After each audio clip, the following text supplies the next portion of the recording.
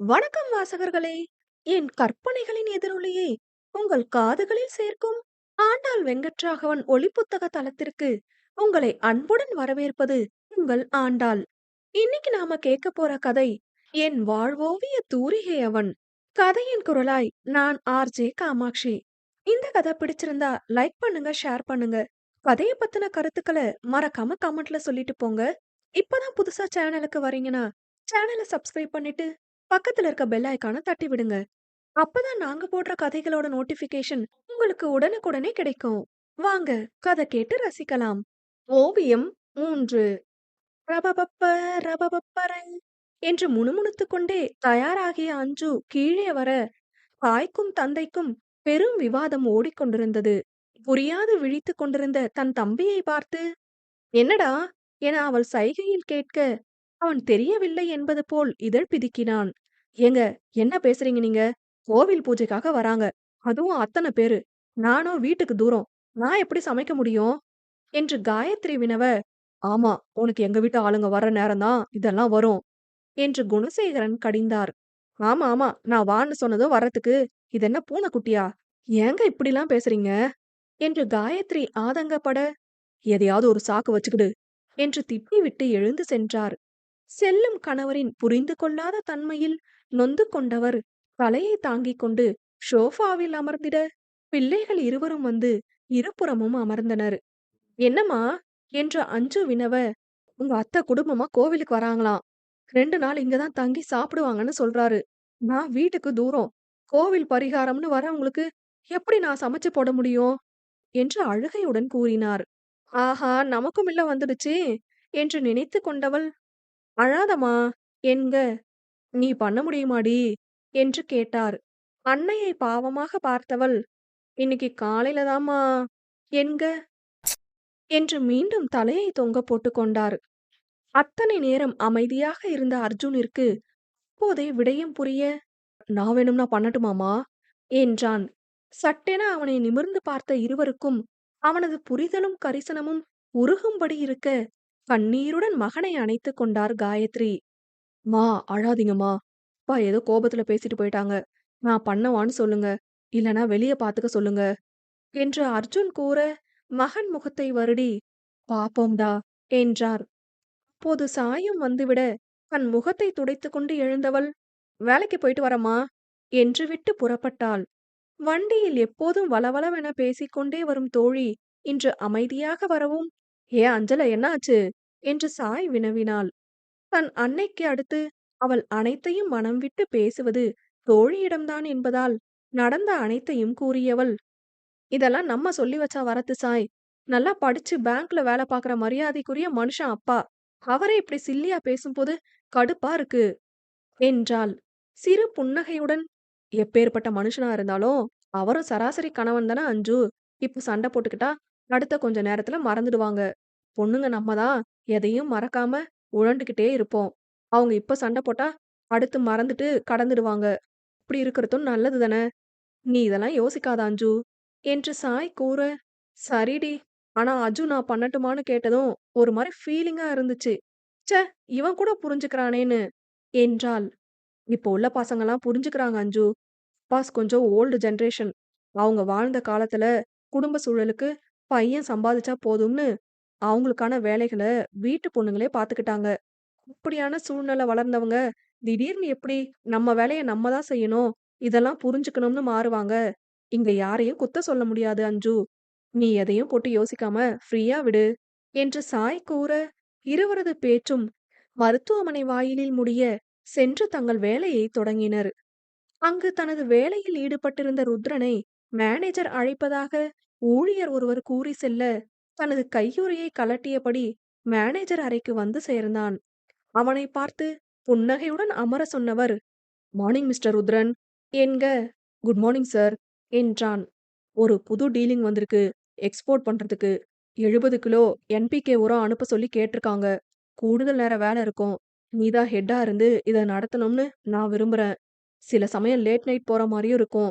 But இதுக்கு தனியா சம்பளம் போக அமௌண்ட் கொடுப்போம் என்று அவர் கூற, சற்றும் யோசிக்காது ஓகே சார் என்றிருந்தான். வீட்ல பேசிட்டு நாளைக்கு கூட சொல்லுப்பா. அம்மா தங்கச்சி தனியா இருந்துப்பாங்களா? என்று இத்தனை நேரம் மேலாளராக பேசியவர் தற்போது அவனுக்கு உற்ற அண்ணன் ஸ்தானத்தில் கேட்க, பிரச்சனை இல்ல சார், நான் வரேன் என்றான். அப்ப சரி ருத்ரா, அடுத்த வாரத்துல இருந்து வேலைய துவங்கிடலாம் என்று அவர் கூற, ஓகே சார் என்று விட்டு விடை பெற்றான். தன் தந்தை இறந்த நேரத்தில் விவசாயத்தில் ஓர் பெரும் நஷ்டம் ஏற்பட்டிருக்க, அதற்காக தனது வீட்டை அடமானம் வைத்திருந்தார். ஆனால் உடல்நலம் குன்றி அடுத்த 2 வருடத்திலேயே அவர் இறந்திருக்க, மாத மாதம் சிறுக சிறுக அவர் கட்டி வந்த பணம் நின்று போனது. வீடு வரை வந்து உரியவர்கள் கேட்டு சென்ற பின்னே அந்த விவரம் தெரிய பெற்ற ருத்ரன், இனி தான் சரியாக கட்டிவிடுவதாக கூறியிருந்தான். தங்கள் வீட்டை தக்க வைத்துக் கொள்ள வேண்டும் என்பதற்காகவும், அத்தை மகளின் திருமணத்திற்கு தாய்மாமன் வீட்டு சீராக செய்ய வேண்டியவை வேறு ஏராளம் இருப்பதாலும் இதை உடனேயே ஏற்றுக்கொண்டான். அனைத்து நினைவுகளிலிருந்தும் வெளிவந்தவன் தனது வேலைகளை முடித்துக்கொண்டு வீடு வர, புன்னகையுடன் வந்த தங்கை, அண்ணா, இன்னைக்கு நானே சமைச்சிருக்கேன். நைட்டு என் கைவண்ணம்தான் என்றாள். ஐயோ, முதல்லயே சொல்லியிருந்தா வெளியே சாப்பிட்டு வந்திருப்பனே. அம்மா ஏம்மா இப்படி பண்றீங்க? நான் நல்லா இருக்கிறது உங்களுக்கு பிடிக்கலையா? என்று தங்கையை அவன் கேலி செய்ய, கலகலத்து சிரிக்கும் தாயை முறைத்துவிட்டு அண்ணன் தோளிலேயே 2 பலமாக போட்டாள். ஆ, ராட்சசி வலிக்குது என்று ருத்ரன் கூற, அதுக்கு தான் அடிக்கிறது என்று விட்டு செல்ல, செல்லும் மகளைக் கண்டு மேலும் சிரித்தவர், ஏண்டா என்க, சும்மாமா என்றான். இரவு உணவு பொழுதை தங்கையின் கைப்பக்குவத்தில் தயாராகிய உணவினை ருசித்து அவளுடன் கேலி பேசியே கழித்தவன் உண்டு முடித்து படுக்கும் முன், அம்மா, அடுத்த வாரத்துல இருந்து நைட்டு லேட்டா தான் வருவேன். பெரிய ஆர்டர் ஒண்ணு வந்திருக்கு. வேலை அதிகம் இருக்குமா என்று விடயத்தை கூறினான். எதுக்குப்பா கூட நேரமெல்லாம் பாக்குற என்று மகனின் நலன் கருதி அவர் கேட்க, இல்லம்மா, ரொம்பலாம் நேரமாகாது. என்னதான் இந்த வேலைக்கு தலைமையா போடணும்னு மேனேஜர் விரும்புறாரு. கொஞ்ச நாள் தாம்மா என்றான். இருந்தும் மனது கேளாது அவர் மறுக்கவும் தங்கையை கண்களால் உதவிக்கு அழைத்தான். நமட்டு சிரிப்புடன், அம்மா, அண்ணன் தான் சொல்றான்ல, கொஞ்ச நாள் தானே, நாளை பின்ன கல்யாணம் ஆகிட்டா 8 மணிக்கு டான்னு வந்துட மாட்டான். அதுவரை என்ஜாய் பண்ணட்டும் என்று ரூபி கூற, ஏய் குட்டி கழுத உன்ன என்று அடிக்க அவன் பொருள் தேடுவதற்குள், ஐயோ எஸ்கேப் என்று ஓடிவிட்டாள்.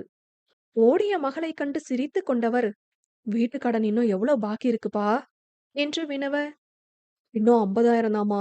கையில இருக்கிறது பூரா புரட்டுனா கொடுத்துடலாம். ஆனா ரூபிக்கு அடுத்த செம் ஃபீஸ் கட்டணும். இந்த வேலை ஒண்ணு கடவுளா பார்த்து அமைச்சிருக்காரு. இத பார்த்தா கொஞ்சம் கூட பணம் வரும். 2 மாசத்துல எல்லாத்தையும் முடிச்சு வீட்டை மீட்டிடலாமா என்றான். ஒரு பெருமூச்சுடன் தன் கணவர் புகைப்படத்தினை பார்த்து கொண்டவர் மகனைக் காண முகம் கொள்ளா புன்னகையுடன், ஒண்ணுமில்ல என்பது போல தலையசைத்தான். அவரிடமும் அந்த புன்னகை தாவிக்கொள்ள, தன்னறையிலிருந்து இருவரையும் எட்டி பார்த்த ரூபி, ஆக்ஷன் சீன் இல்லையா? அன்பு ஆறா வழியுது என்று வினவினாள். ஏ, நீ இன்னும் போகலையா என்றபடி ருத்ரன் எழுந்து கொள்ள, நான் இல்லப்பா என்று கதவை பூட்டிக் கொண்டாள். தனதரையில் மட்ட மல்லாக்க படுத்துக்கொண்டு அலைபேசியை நோண்டிக் கொண்டிருந்த அஞ்சலிக்கு அவள் உடன் படிக்கும் மாணவி சுசித்ரா குறுஞ்செய்தி அனுப்ப, அதன் அறிவிப்பை கண்டு, பாருடா, காலேஜ் கூட இல்லையே, நமக்கு எதுக்கு மெசேஜ் பண்றா என யோசித்தபடி உள்ளே சென்று பார்த்தாள். மாலை மருந்தகர் உடையில் தோழியுடன் எடுத்துக்கொண்ட புகைப்படத்தினை ஸ்டேட்டஸில் வைத்ததற்கு அவள் ஏதோ தட்டச்சு செய்து அனுப்பியிருப்பதைக் கண்டவள் அது என்னவென்று முணுமுணுப்பாக வாசிக்க, என்னையும் கூப்பிட்டுருக்கலாமே என்று மீண்டும் குறுஞ்செய்தி வந்தது. இன்டர்ன்ஷிப்பா போற? என்கிட்டயும் சொல்லிருக்கலாம்ல, நானும் வந்திருப்பேன். எல்லாருமே என்ன மட்டும் ஒதுக்கிடுங்க. இருக்கட்டும்பா, என்ஜாய் என்று அவள் அனுப்பிய குறுஞ்செய்தியை கண்டு, யாருடா இவ? நான் இவ கூட 4 வார்த்தை நின்னு பேசினது கூட கிடையாது. என்ன இப்படி கேக்குறா என்று கூறிக்கொண்டாள். ஆனால் அதை அவளிடம் கேட்டு அவள் சங்கடப்பட நேரிடுமோ என்று எண்ணியவள், சாரிடா, நீயும் போற ஐடியால இருந்தன்னு எனக்கு தெரியாது. இப்ப என்னடா, நீயும் வரியா என்று பதில் அனுப்ப, ஏ சாரிலாம் எதுக்கு, இட்ஸ் ஓகே என்று அனுப்பி இருந்தாள். அதை புகைப்படம் எடுத்து சாய்க்கு அனுப்பிவிட்டு பதிலுக்காக அஞ்சு காத்திருக்க, சாயிடமிருந்து அழைப்பு வந்தது. அழைப்பை ஏற்றவள், ஹலோ என்பதற்கு கூட இடமளிக்காமல், உனக்கு என்ன லூசா? தேவையில்லாம எதுக்கு சாரி கேக்குற? அவ வேணும்னே வம்பு பண்ணதான் பேசியிருக்கா என்று சாய் ஹை டெசிபலில் கத்தினாள். அஞ்சலி முதல் 5 மதிப்பெண்களில் எப்போதும் வந்து விடுவாள். ஆனால் ஒரு சில டாப்பர்களைப் போல் உள்ளே ஒன்று வெளியே ஒன்று என பொய் பூசலில்லாமல் தன்னால் முடிந்ததை மற்றவர்களுக்கும் கொடுத்து படிக்க உதவும் குணமுடையவள். அதனாலேயே அனைத்து மாணவ மாணவிகளுக்கும் அவள் மீது ஒரு தனி மரியாதை என்றாலும், அவள் நெருங்கிப் பழகுபவர்களைத் தவிர யாரிடமும் அவ்வளவாக பேசியது கிடையாது.